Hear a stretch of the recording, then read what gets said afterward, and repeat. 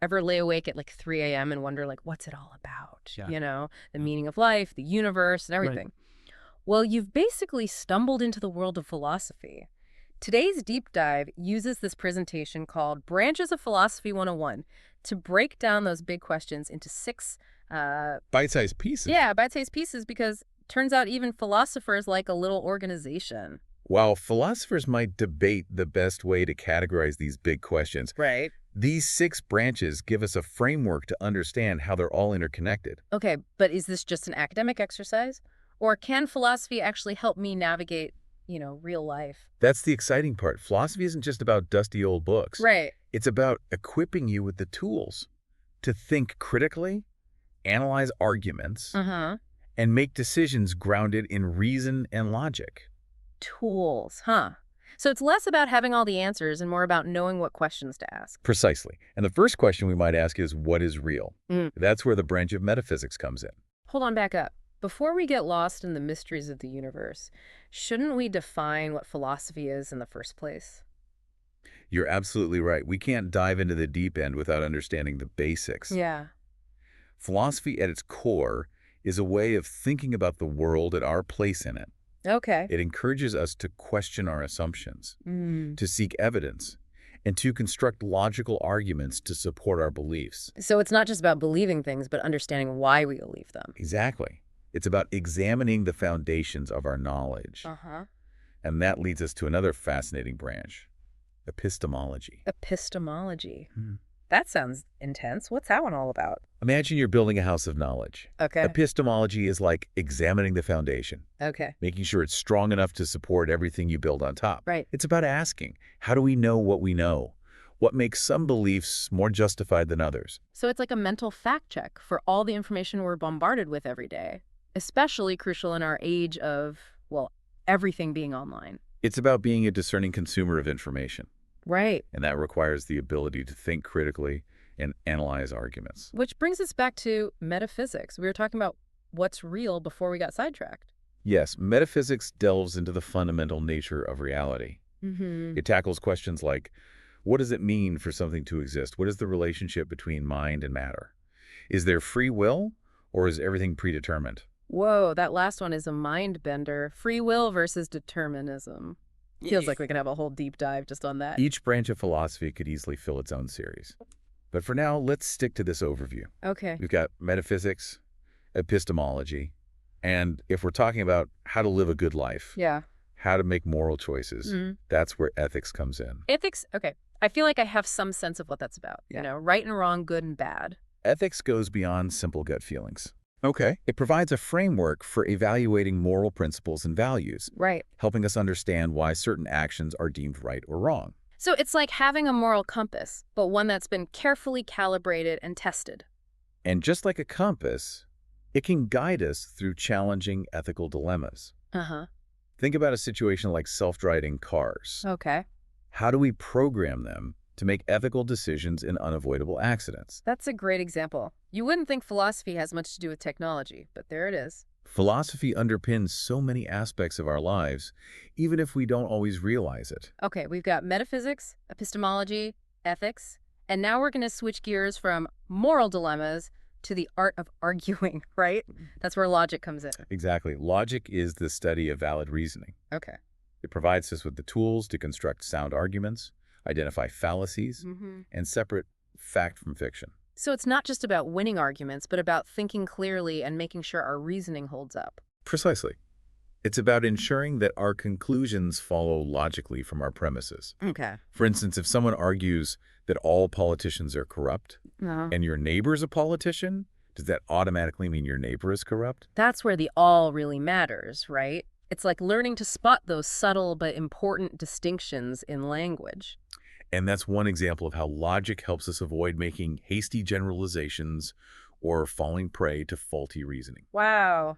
I can already see how this could come in handy in everyday life. Right. Debates with friends, evaluating news articles, maybe even online shopping reviews. It's about applying a critical lens to the information we encounter every day. Okay, we've got 4 branches down.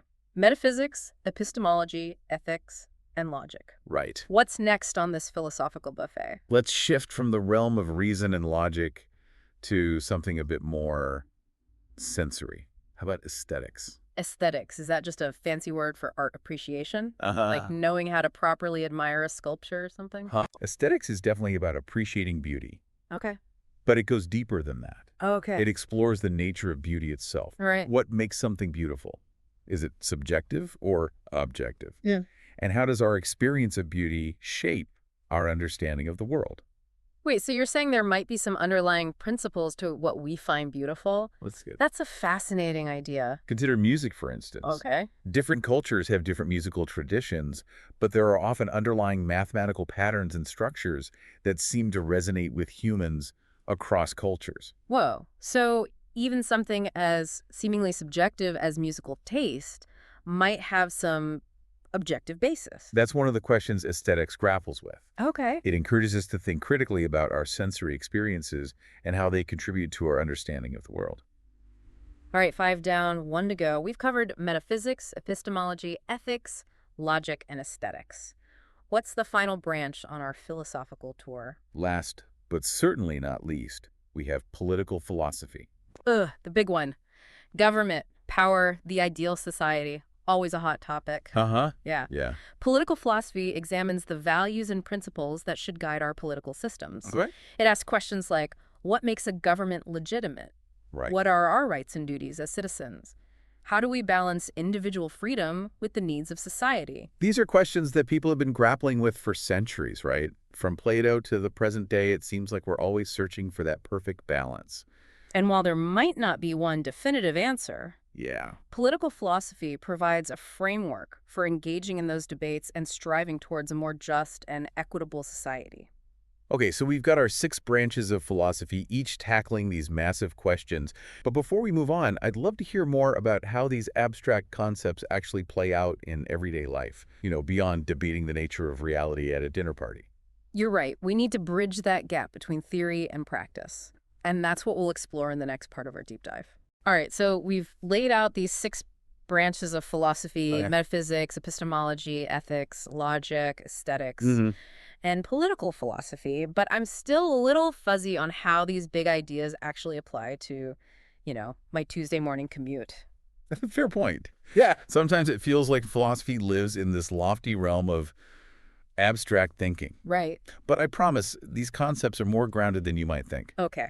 All ears. Convince me. Let's start with logic. Okay. Remember, logic is all about making sure our arguments are sound, Mm-hmm. that our conclusions actually follow from our premises. Right. Think about the last time you saw a commercial for some miracle weight loss product. Oh, I see where you're going with this. Those before and after photos are always so tempting, but logic would say. Exactly. Logic will prompt you to ask, what's the evidence? Right. Is there scientific research to back up these claims? Right. Or are they relying on emotional appeals and anecdotal evidence? Suddenly, I'm picturing myself in the grocery store aisle, cross-examining the packaging like a courtroom lawyer. Well, maybe not that extreme. Huh. But the point is, Yeah. logic equips you with the tools to be a more critical consumer of information, Oh. whether it's advertising, Hmm. news articles, or even that friend who's always sharing conspiracy theories on social media. Okay. Logic as a BS detector, I like it.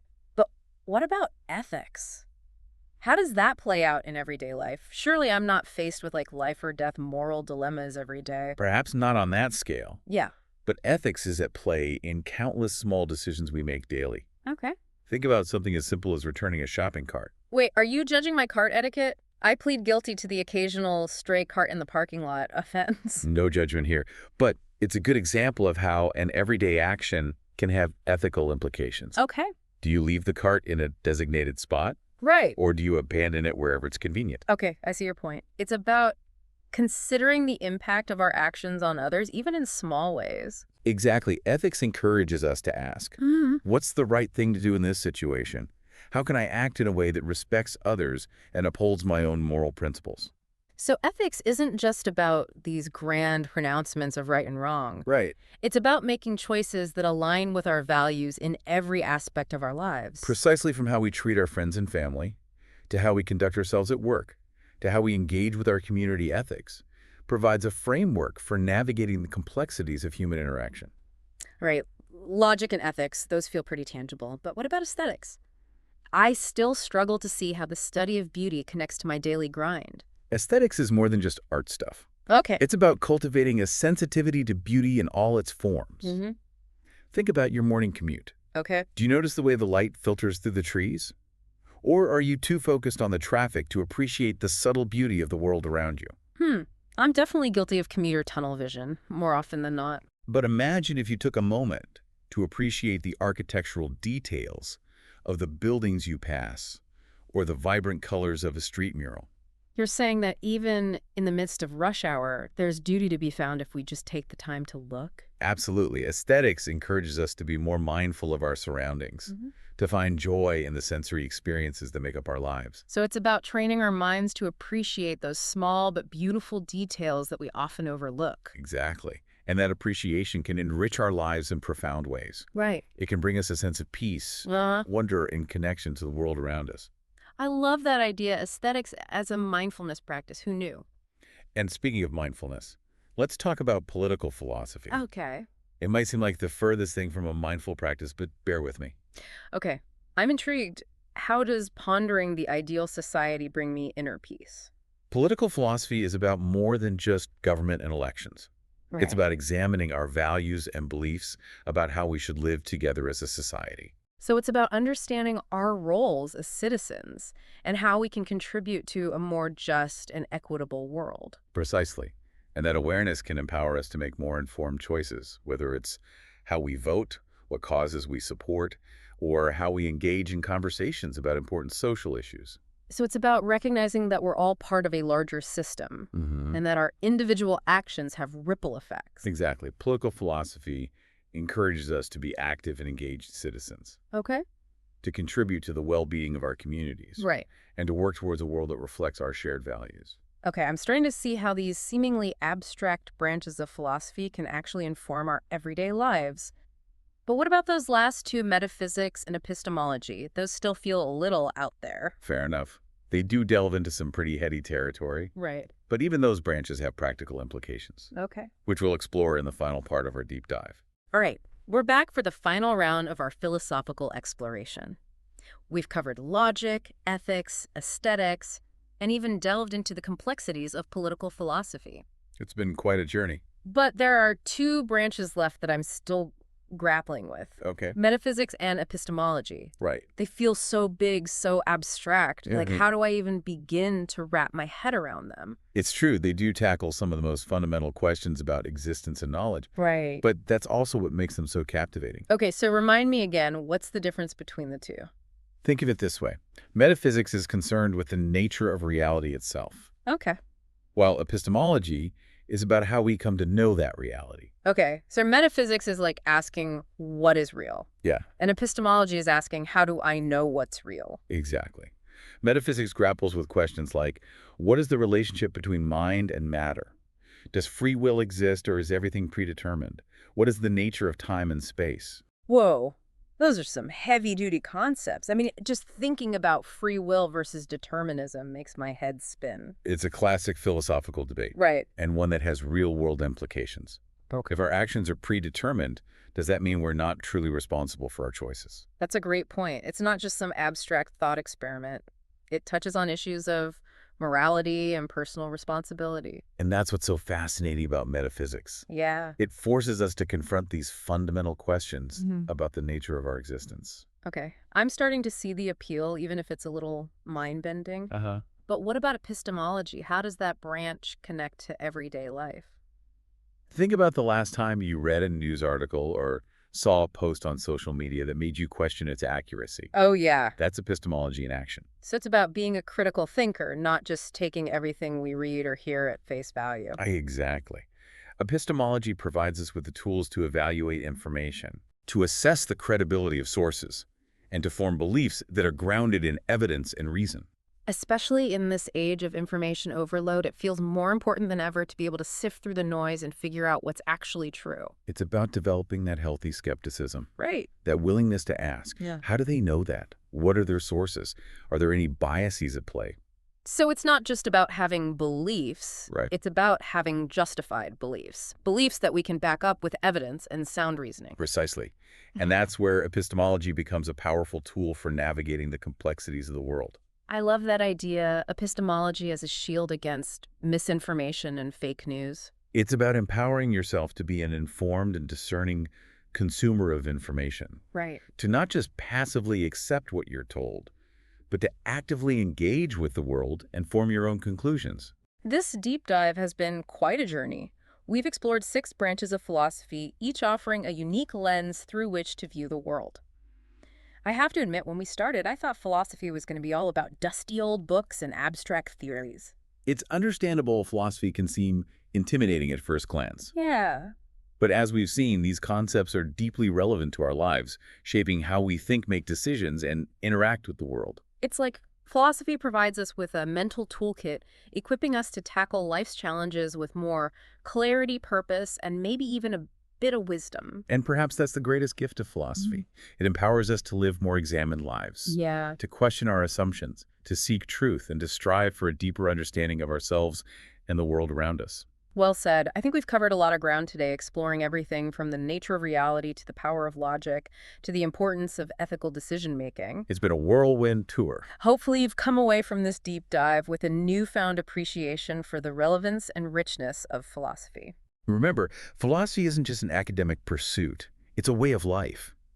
It's about asking questions, seeking knowledge, and engaging in thoughtful dialogue. Yeah. And those are skills that will serve you well in all aspects of your life. Absolutely. So next time you find yourself pondering the big questions or maybe just trying to make sense of the daily news cycle, Yeah. remember those 6 branches of philosophy? They're there to guide you, to challenge you, and to empower you to live a more thoughtful and fulfilling life. Until next time, keep those philosophical muscles flexed and never stop exploring.